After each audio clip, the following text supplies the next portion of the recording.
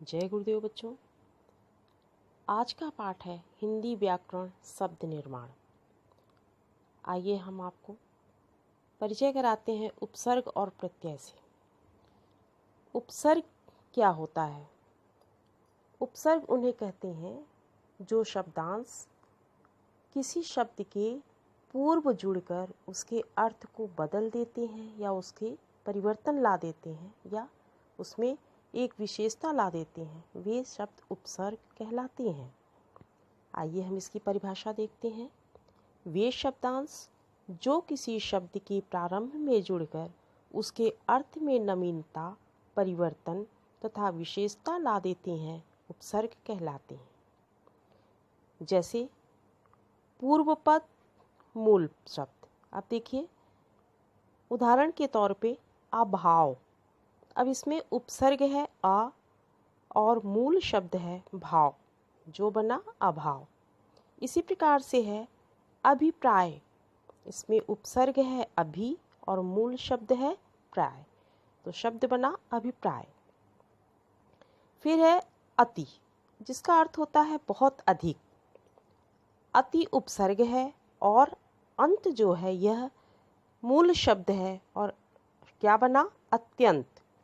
इसी प्रकार से अतिरिक्त, अति प्राचीन, अत्यधिक, अत्युत्तम। अनु, अनु उपसर्ग है जिसका अर्थ होता है पीछे या गौण। अनु उपसर्ग लगा मूल रूप में रूप, तो क्या बन गया अनुरूप। अन्य शब्द इसी प्रकार से देखिए, जैसे अनु उपसर्ग लग के अनुभव, अनुरोध, अनुशासन, अनुराग, अनुचर। अभी, अभी का अर्थ होता है सामने या चारों ओर, तो इसमें मूल शब्द है मान और मान में उपसर्ग लगा अभी, तो शब्द बन गया अभिमान। इसी प्रकार से अन्य शब्द भी देखिए, जैसे भाषण मूल शब्द है और इसमें अभी उपसर्ग लग के बन गया अभिभाषण। मुख मूल शब्द है, इसमें अभी उपसर्ग लगा तो बन गया अभिमुख। और नय मूल शब्द है, इसमें अभी उपसर्ग लग के बन गया अभिनय और नव मूल शब्द है, इसमें अभी लग के बन गया अभिनव। परि, परि का अर्थ होता है चारों ओर। अब कल्पना मूल शब्द है और इसमें परि उपसर्ग लग के बना परिकल्पना। इसी प्रकार से अन्य शब्द देखिए, जैसे पूर्ण मूल शब्द है, इसमें परि उपसर्ग लगा परिपूर्ण। और यहाँ पर वर्तन मूल शब्द है और परि उपसर्ग लग के बन गया परिवर्तन। और चालक मूल शब्द है, परि उपसर्ग लग के बन गया परिचालक और परिपक्व। अब आता है प्रत्यय। प्रत्यय क्या होता है? प्रत्यय वे शब्दांश होते हैं दो शब्द के अंत में लगकर उनके अर्थ में परिवर्तन ला देते हैं या कोई विशेषता ला देते हैं, तो वो प्रत्यय कहलाते हैं। देखिए इसको परिभाषित कैसे किया जा सकता है। वे शब्दांश जो शब्द के अंत में जुड़कर उसका अर्थ परिवर्तन कर देते हैं या नए शब्दों का निर्माण करते हैं, प्रत्यय कहलाते हैं। जैसे मूल शब्द महान और उत्तरपद अर्थात अंत में क्या है ता प्रत्यय, तो क्या बन गया महानता। अब आइए प्रत्यय के प्रकार देखते हैं। प्रत्यय मुख्यतः दो प्रकार के होते हैं, कृत प्रत्यय, तद्धित प्रत्यय। पहला आता है कृत प्रत्यय। जो प्रत्यय क्रिया के मूल धातु रूप के साथ लगकर संज्ञा और विशेषणों का निर्माण करते हैं, वे कृत प्रत्यय कहलाते हैं। जैसे पढ़ जो है ये मूल शब्द है और आई प्रत्यय है, तो दोनों मिलके क्या बना पढ़ाई। अन्य उदाहरण देख लीजिए। प्रत्यय अन्न प्रत्यय, इससे निर्मित शब्द क्या है? अन्न से गमन, भवन, जलन, चलन, श्रवण, करण। ई प्रत्यय त्यागी, उपकारी। उक प्रत्यय भिक्षुक, भावुक। ती प्रत्यय गति, मति, नीति, शक्ति। आकू प्रत्यय लड़ाकू, पढ़ाकू, उड़ाकू। आई प्रत्यय लिखाई, कमाई, पिटाई, लड़ाई, भलाई। अक्कड़ प्रत्यय घुमक्कड़, भूलक्कड़, पियक्कड़। अब आता है दूसरा तद्धित प्रत्यय। जो प्रत्यय क्रिया के धातु रूपों को छोड़कर अन्य शब्दों जैसे संज्ञा, विशेषण, सर्वनाम आदि के साथ लगकर नए शब्द बनाते हैं वे तद्धित प्रत्यय कहलाते हैं। जैसे बंगाल, ई। बंगाल में ई प्रत्यय लगा तो बन गया बंगाली। यहाँ ई तद्धित प्रत्यय है क्योंकि यह बंगाल नामक संज्ञा के साथ मिलकर नया शब्द बना रहा है। अब आइए हम कुछ अन्य उदाहरण देखते हैं तद्धित प्रत्यय के। जैसे आरी प्रत्यय। निर्मित शब्द क्या है? भिखारी, जुआरी, पुजारी। हरा प्रत्यय इकहरा, दुहरा, तिहरा। हारा प्रत्यय लकड़हारा, सर्वहारा। इत प्रत्यय हर्षित, पुष्पित, पल्लवित, शोभित। पन प्रत्यय बचपन, लड़कपन, बड़प्पन। आलू प्रत्यय दयालु, लज्जालु, कृपालु। ईय प्रत्यय स्वर्गीय, भारतीय, शासकीय। नीय प्रत्यय दर्शनीय, गोपनीय, आदरणीय।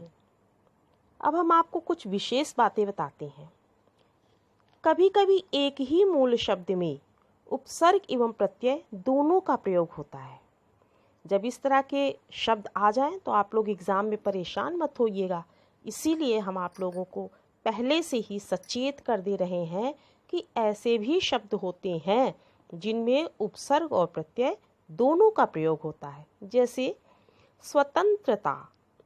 अब इसमें स्व उपसर्ग है और ता प्रत्यय है। मूल शब्द तंत्र है।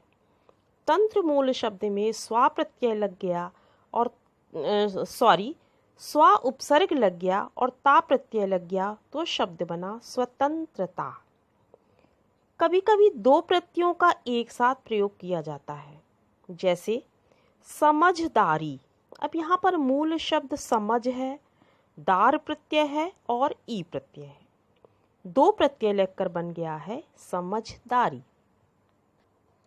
इसी के साथ हम आपको कुछ रोचक तथ्य भी बता देते हैं कि कभी कभी ऐसा भी होता है कि एक भाषा के उपसर्ग और प्रत्यय उसी भाषा के शब्दों के साथ ही लगते हैं, अन्य भाषा के शब्दों के साथ नहीं। जैसे योग के साथ संस्कृत का आ उपसर्ग लग सकता है, उर्दू का ना नहीं। लायक के साथ उर्दू का ना उपसर्ग लग सकता है, संस्कृत का आ नहीं। एक ही भाषा में एक ही अर्थ को प्रकट करने के लिए एक से अधिक उपसर्ग या प्रत्यय होते हैं, किंतु उनका प्रयोग परंपरा के अनुसार होता है, अर्थानुसार नहीं। उदाहरणतः स्त्रीलिंग बनाने के लिए ई, इया, आ, आनी, इनी आदि प्रत्ययों का प्रयोग होता है, परंतु एक शब्द के साथ प्रायः एक ही प्रत्यय का प्रयोग होता है। उदाहरण के तौर पे देखिए, जैसे बंदर का स्त्रीलिंग बंदरिया होगा, बंदरी, बंदरानी, बंदराइन, बंदरा, बंदरीनी नहीं। अत्यधिक प्रयोग और प्रचलन के कारण कई बार विदेशी शब्दों के साथ हिंदी संस्कृत के उपसर्ग प्रत्यय भी लग जाते हैं। जैसे स्कूलों, कॉलेजों, फिल्मीकरण, बेरोक टोक आदि।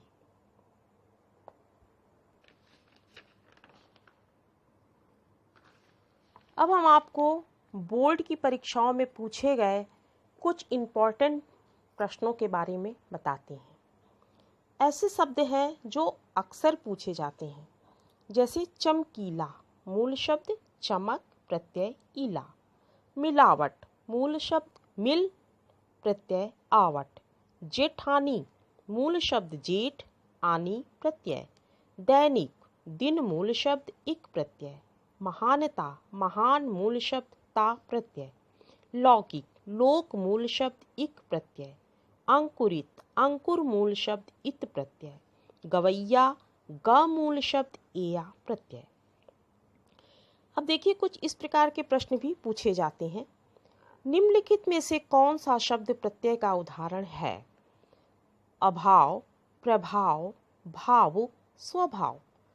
तो देखिए अभाव, इसमें आ उपसर्ग लगा हुआ है, भाव मूल शब्द है।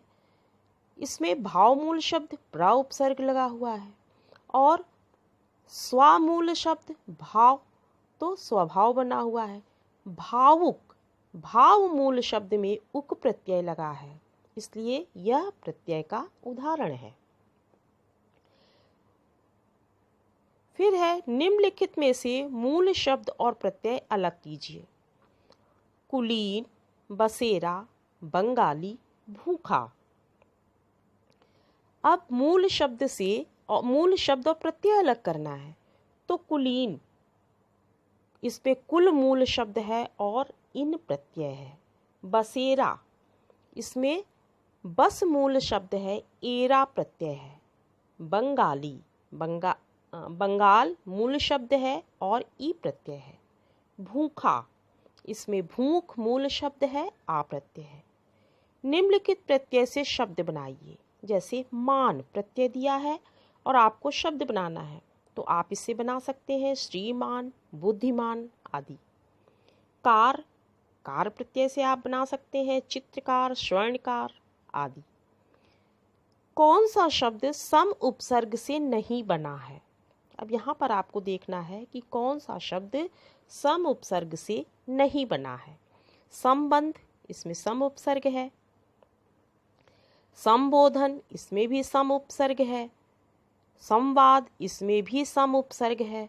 सुदिन, सुदिन में क्या है? इसमें सम उपसर्ग नहीं है, इसमें सु उपसर्ग है, इसलिए यह सही है।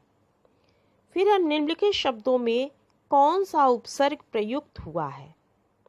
दुराचार, अब इसमें आपको देखना है कि कौन सा उपसर्ग प्रयुक्त हुआ है। दू, दुह, दुर, दुर। अब इसमें देखिए दू नहीं है, दुह भी नहीं है, और इसमें पहले देखिए मूल शब्द क्या है? मूल शब्द है अचार, आचार। और अब आपको देखना है कि उपसर्ग कौन सा हुआ है, लगा है। तो दू नहीं है, दुह भी नहीं है। दुर में हलंत लगा है, तो इसमें आधा रा होगा, ये भी नहीं है, क्योंकि यहाँ पर पूरा दुर है। तो आपका ये कौन सा उपसर्ग होगा? दुर। इससे बना दुराचार। फिर है संवेदना। अब यहाँ देखिए मूल शब्द वेदना है और उपसर्ग कौन सा है? उपसर्ग सा नहीं है।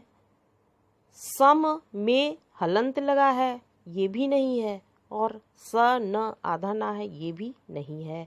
सम, इसमें कौन सा उपसर्ग लगा है? सम उपसर्ग लगा है, इसलिए ख सम सही है। तो ठीक है बच्चों, आशा है आप लोगों को यह उपसर्ग और प्रत्यय समझ में आ गया होगा। यदि कोई प्रॉब्लम हो तो आप लोग कमेंट बॉक्स में लिख के अवश्य मुझे सूचित कीजिए। धन्यवाद।